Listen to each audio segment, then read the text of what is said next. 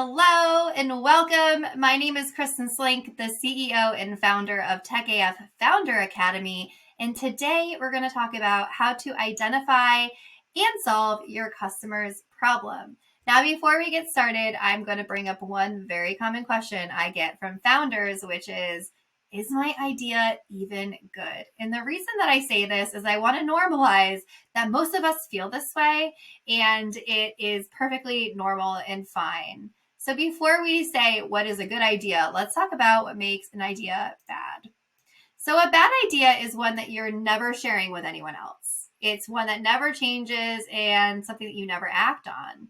So it remains essentially an idea. You're never putting it into action. You're never sharing it, which is a big misconception. A lot of people feel like if they're going to share it, someone's going to steal it. But in reality, your idea is going to change so much through the course of building your business that the original idea typically doesn't even look like what you end up with. So let's look at some characteristics of a good idea.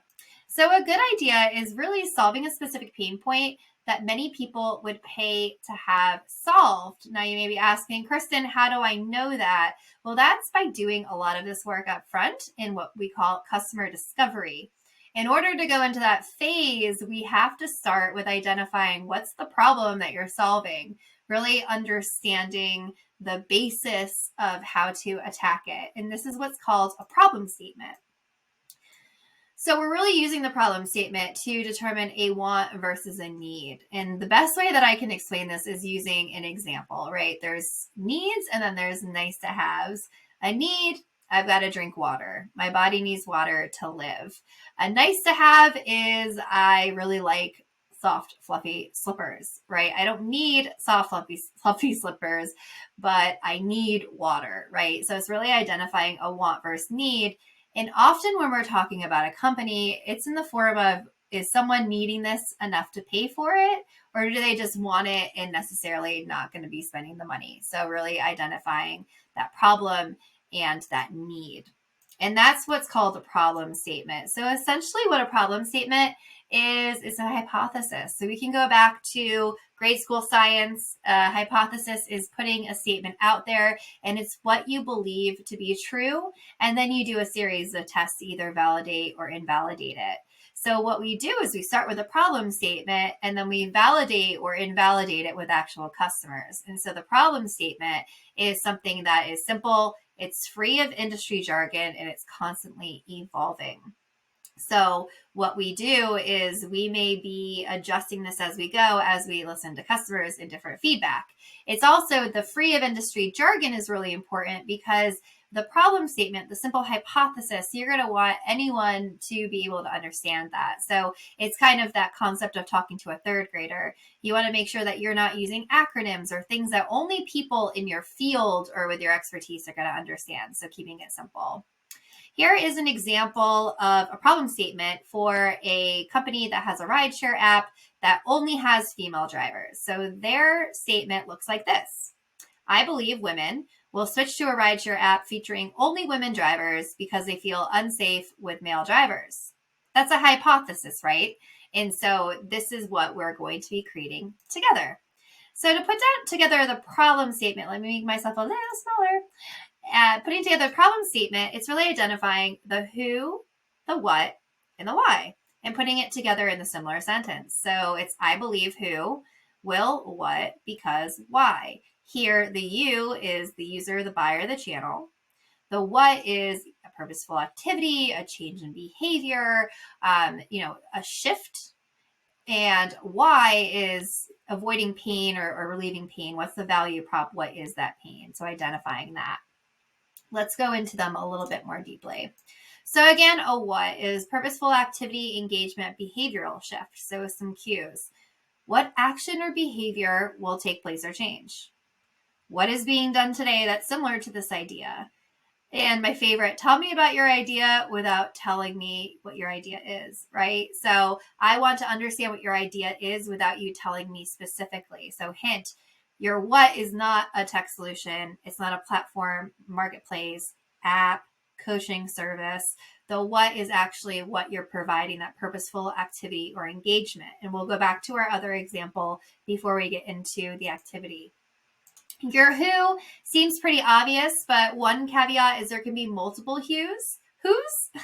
So with multiple who's, you could have multiple problem statements. And when you think about who, it's a user, buyer, or channel. And some questions that I like to ask is who is going to be buying your product, who's going to be using your product, and who's benefiting from your product.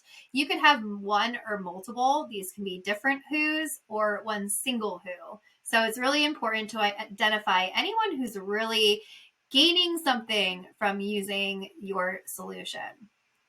And then why? So why is really avoiding pain or relieving pain? It's your value prop. So again, we want to make sure that we're distinguishing between a want to have and a need, and we're really understanding the level of pain that's associated with that. So why does your who care about having a solution?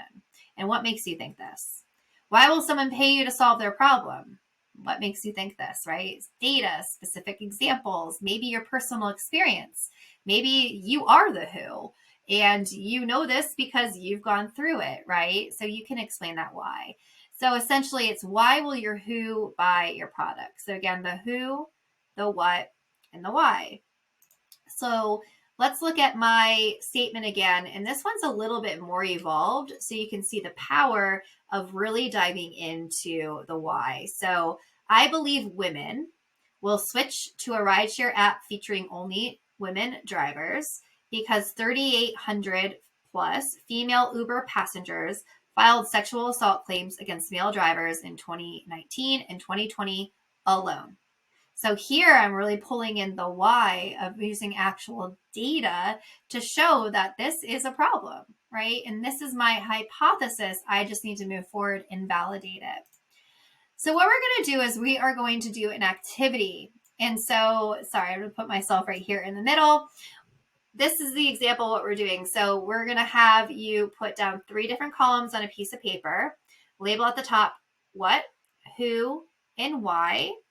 Use some of these prompts, and then start writing down the who's, what's, and the whys. So in the example, our what is that behavioral shift, right? Switching to a rideshare app featuring only women drivers. The who, the user buyer, is women.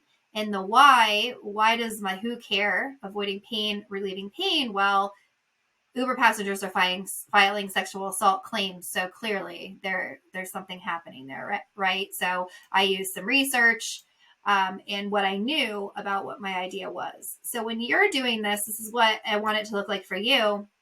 Again, who, what, and why, and then write 1 through 5, and then just start going down and writing. My suggestion would be to take 5 minutes per who, what, and why, so 15 minutes total, and really spend time identifying all of the what's, all of the whys, and all of the who's, because there may be different combinations that may make sense to you.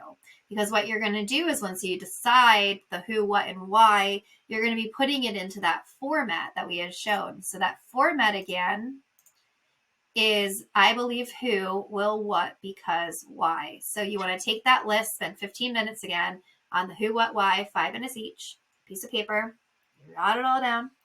And then you're going to look at it holistically, and you're going to put together a mix of your who, what's, and whys of what, feels appropriate into the statement. I believe who, will, what, because, why. And you want to keep doing that because even though we may have a bunch of them, maybe 1 or 2 really stand out. And so we just wanted to use this as a brainstorm.